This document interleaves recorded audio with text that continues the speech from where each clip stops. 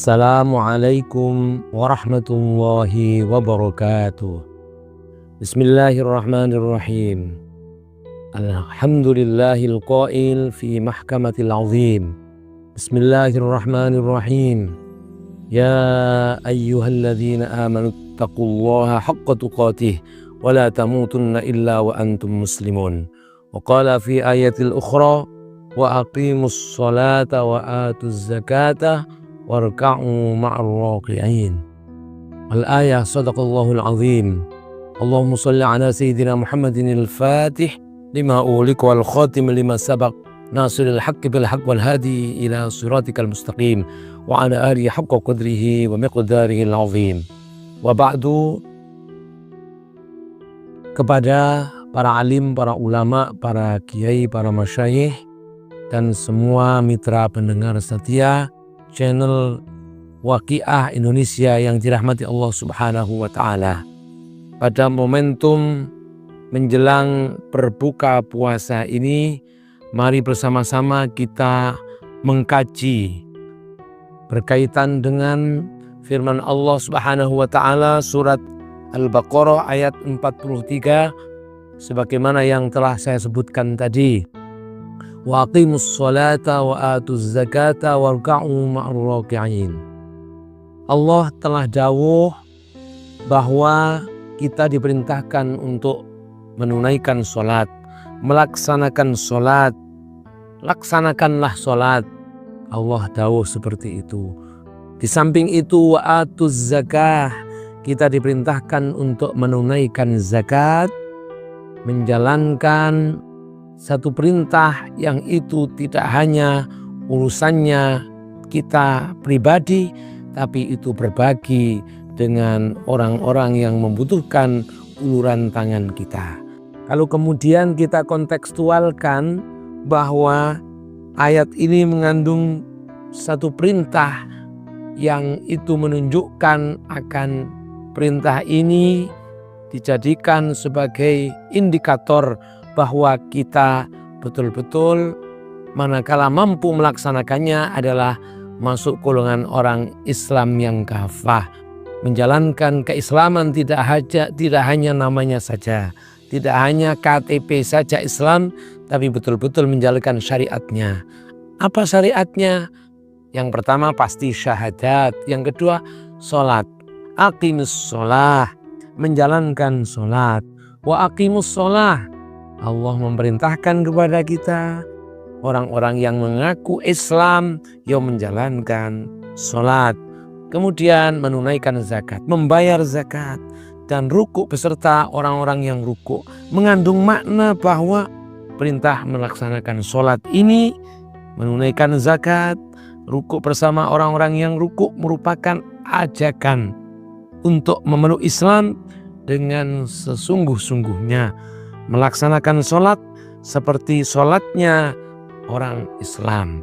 Artinya tuntunan yang ada dari para guru-guru kita, dari guru punya guru, guru punya guru, gurunya guru punya guru, sampai pada para aslafun shalih, atba'ut tabi'in, tabi'ut tabi'in, para sahabat, sampai kepada Rasulullah SAW.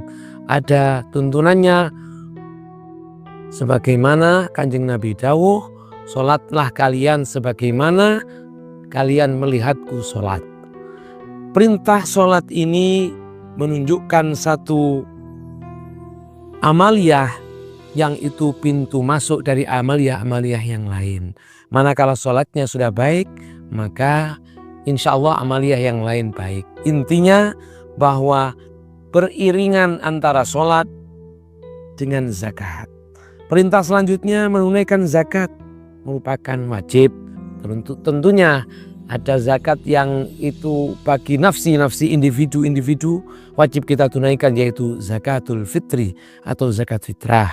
Jadi mengakhiri bulan suci Ramadan kita harus menunaikan zakat fitrah. Karena apa? Kalau kita tidak menunaikan, ibaratnya amal perbuatan pahalanya itu masih gantung antara langit dan bumi. Bila mana kita belum melaksanakan zakat fitrah.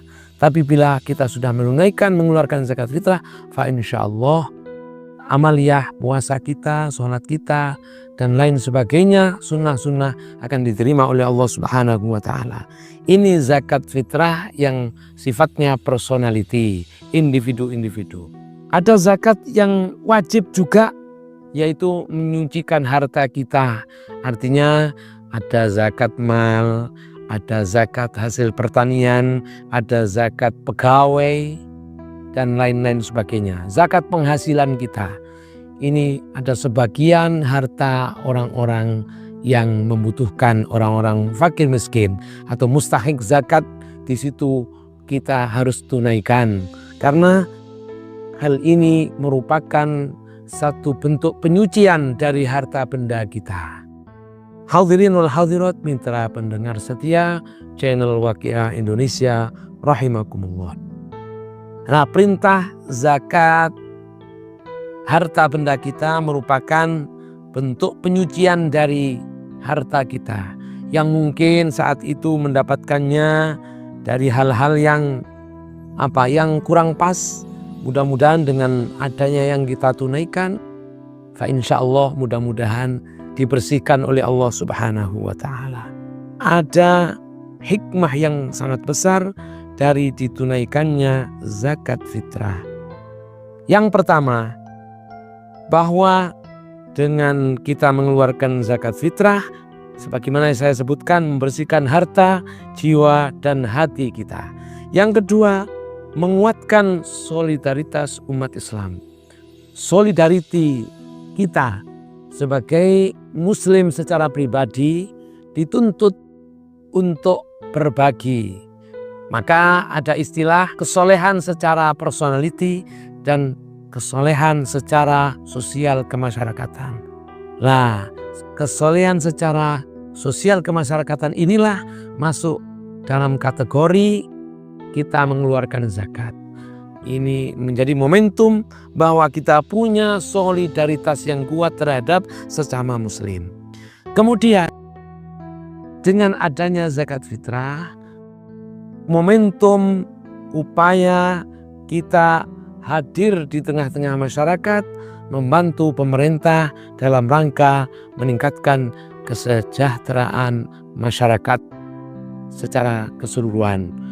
Artinya bahwa kemanfaatan Islam ini sebagaimana di dalam Al-Quran, inna arsalnaka rahmatan lil alamin, Allah Subhanahu wa Ta'ala mengutus Kanjeng Nabi Muhammad menjadi penjuru atau menjadi pengayom bagi alam semesta. Di sini menunjukkan bahwa ajaran Islam, terus kontribusi zakat umat muslim itu juga diperuntukkan bagi kemaslahatan ammah, kemaslahatan umum, tidak hanya umat muslim saja. Intinya bahwa pemberdayaan ekonomi, pengentasan kemiskinan, peningkatan akses kesehatan itu pun bisa diambil dari manfaat zakat yang telah kita setorkan di dalam lembaga yang resmi pemerintah. Ada Basnas, ada Lazisnu, ada Lazismu atau Lazis Muhammadiyah dan lain sebagainya. Intinya bahwa roda ekonomi ini bisa berjalan, bertumbuh dengan baik manakala seluruh komponen anak bangsa, khususnya umat Islam, mampu untuk mendistribusikan zakat ini sesuai dengan porsinya masing-masing, sesuai dengan porsi yang ada. Tentunya yang utama adalah bagaimana menyejahterakan umat muslim. Lebih daripada itu juga bisa digunakan untuk mengentaskan kemiskinan, walaupun itu yang miskin bukan warga masyarakat muslim. Selanjutnya, dari zakat itu bisa kita gunakan untuk menopang penguatan layanan sosial dasar. Apa itu? Salah satu di antara layanan sosial dasar ada pendidikan, ada kesehatan. Pendidikan ini di Indonesia termasuk masih mahal. Pemerintah walaupun sudah menggelontorkan 20% anggaran APBN-nya untuk pendidikan, ternyata masih banyak warga bangsa Indonesia yang notabene kehidupan sosial ekonominya kurang mampu, juga ibaratnya tertatih-tatih untuk menyekolahkan anaknya. Lah dengan adanya zakat yang terkumpul itu juga bisa digunakan untuk beasiswa, membantu anak-anak fakir miskin yang secara porsi sekolahnya kurang maksimal, bisa didistribusikan membantu untuk biaya sekolah. Termasuk juga dengan adanya zakat yang kita tunaikan di luar zakat fitrah, itu mampu untuk juga membangun infrastruktur sosial. Apa itu infrastruktur sosial? Contohnya seperti adanya rumah sakit, adanya panti-panti sosial berbasis keagamaan, khususnya agama Islam.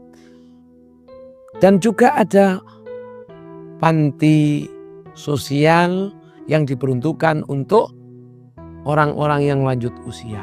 Termasuk juga akses menanggulangi kerawanan sosial, termasuk anak-anak terlantar, para orang-orang jompo. Nah, sekarang ini lagi booming gria lansia.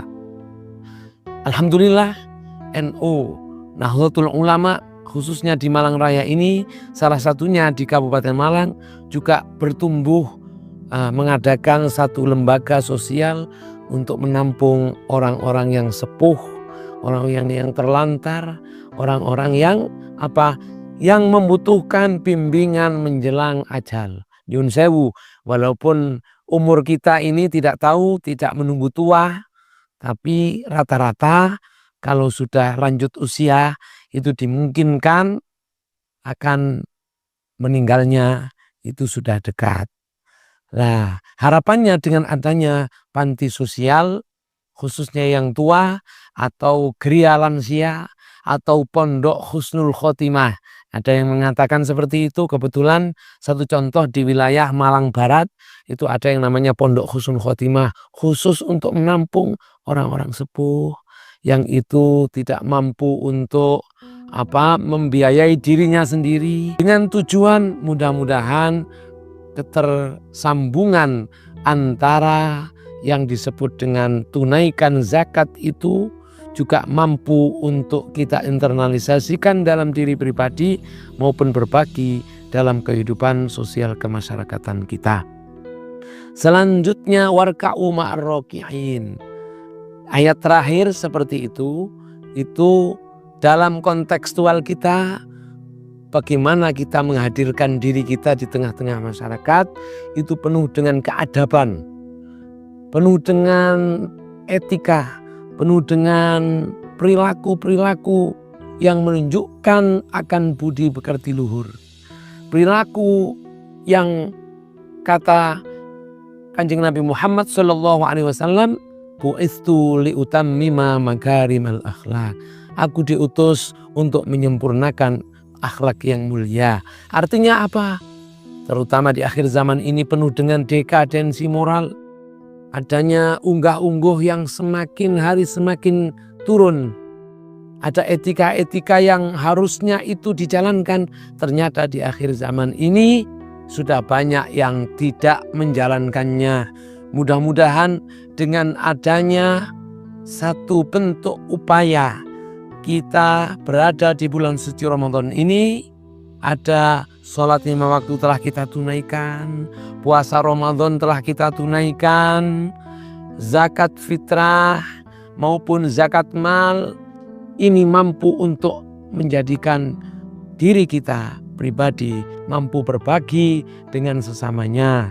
Artinya zakat fitrah kemanfaatannya di samping untuk lembaga keagamaan, kesejahteraan sosial, kesehatan, juga mampu untuk menghadirkan, mengayomi baik itu orang-orang terlantar anak-anak maupun orang-orang yang jompo.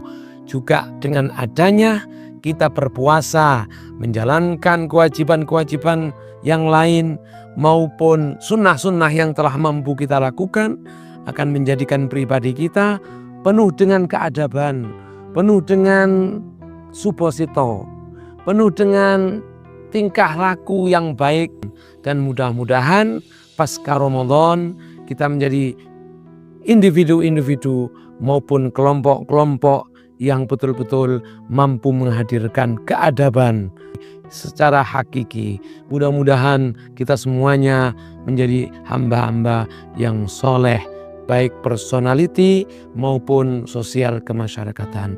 Hadanallahu wa iyyakum ajma'in. Kurang lebihnya mohon maaf. Wallahul muwaffiq ila aqwamit thoriq. Wassalamualaikum warahmatullahi wabarakatuh.